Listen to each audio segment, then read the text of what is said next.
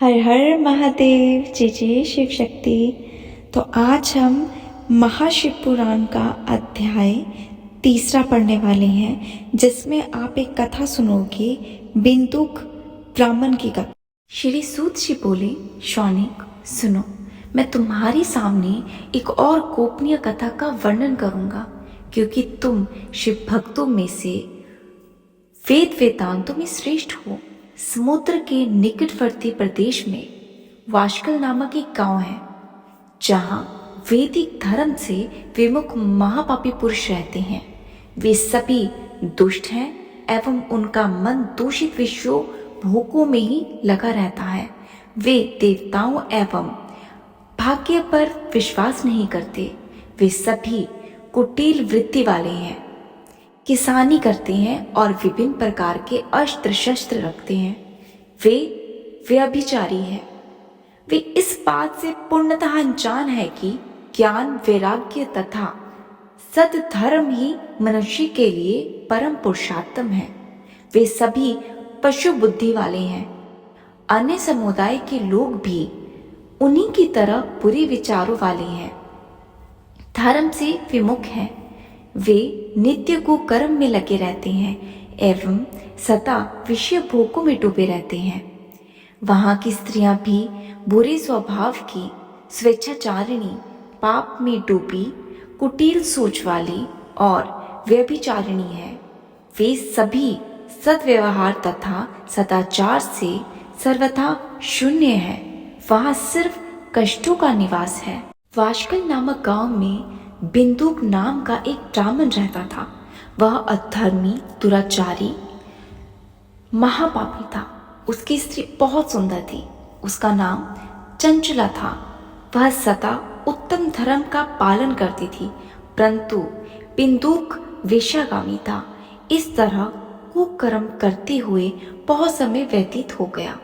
उसकी स्त्री काम से पीड़ित होने पर भी सब धर्मनाश के भय से कलेश सहकर भी काफी समय तक धर्म भ्रष्ट नहीं हुई, परंतु आगे चलकर वह भी अपने दुराचारी पति के आचरण से प्रभावित होकर दुराचारिणी और अपने धर्म से विमुख हो गई। इस तरह दुराचार में डूबे हुए उन पति पत्नी का बहुत सा समय व्यर्थ में बीत गया। वैश्यागामी, दूषित बुद्धि वाला वह दुष्ट ब्राह्मण बिंदुक समय अनुसार मृत्यु को प्राप्त हुआ, नरक पेट चला गया। बहुत दिनों तक नरक के दुखों को भोगकर वह मूढ़ बुद्धि, पापी, विधेय पर्वत पर भयंकर पिशाच हुआ। इधर उस दुराचारी बिंदुक के मर जाने के बाद चंचला बहुत से समय तक अपने पुत्रों के साथ रही। पति की मृत्यु के बाद वह अपने धर्म से गिरकर अन्य पुरुषों का संग करने लगी। सत्या विपत्ति में भी अपने धर्म का पालन नहीं छोड़ती।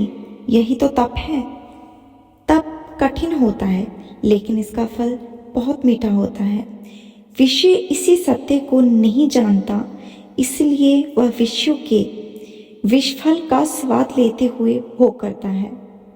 एक दिन देवयोग से किसी पुष्प वर्ग के आने पर वह अपने भाई बंधुओं के साथ गोकर्ण के क्षेत्र में गई। उसने तीर्थ के जल से स्नान किया और बंधुजनों के साथ यंत्र तंत्र घूमने लगी। घूमते घूमते वह एक देव मंदिर में पहुंची। वहां उसने एक ब्राह्मण के मुख से भगवान शिव की परम पवित्र एवं मंगलकारी कथा सुनी। कथावाचक ब्राह्मण कह रहे थे कि जो स्त्रियां व्यभिचार करती है, वे मरने के बाद जब यमलोक में जाती है, तब यमलोक के दूत उन्हें तरह तरह का यंत्रणा देते हैं। वे उनकी कामांगों को लब्ध लोहे दंडों से दागते हैं। लब्ध लोहे के पुर्ष से उनका संसर्ग कराते हैं। ये सारे दंड इतने वेदना देते हैं कि जीव पुकार पुकार कर कहता है कि अब वो ऐसा नहीं करेगा, लेकिन यमदूत उन्हें नहीं छोड़ते। कर्मों का फल तो सभी को भोगना पड़ता है, देव, ऋषि, मुनि, सभी को। ब्राह्मण के मुख से यह वैराग्य बढ़ाने वाली कथा सुनकर चंचला भय से व्याकुल हो गई। कथा समाप्त होने पर सभी लोग वहां से चले गए।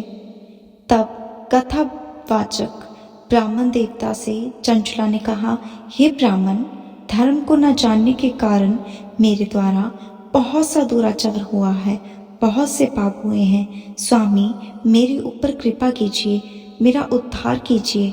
आपके प्रवचन को सुनकर मुझे इस संसार से वैराग्य हो गया है। मुझे मूढ़चित्त वाली पापनी को धिक्कार है, मैं निंदा के योग्य हूँ। मैं बुरे विषयों में फंसकर अपने धर्म से विमुख हो गई थी। कौन मुझ जैसी कुमार्ग को मन लगाने वाली पापिनी का उद्धार करेगा? जब यमदूत मेरे गले में फंदा डालकर मुझे बांधकर ले जाएंगे और नरक में मेरे शरीर के टुकड़े करेंगे, तब मैं कैसे उन महायातनाओं को सहन कर पाऊंगी? मैं सब प्रकार से नष्ट हो गई हूँ, क्योंकि अभी तक मैं हर तरह से पाप में डूबी हूँ। हे ब्राह्मण, आप मेरे गुरु हैं, आप ही मेरे माता पिता हैं।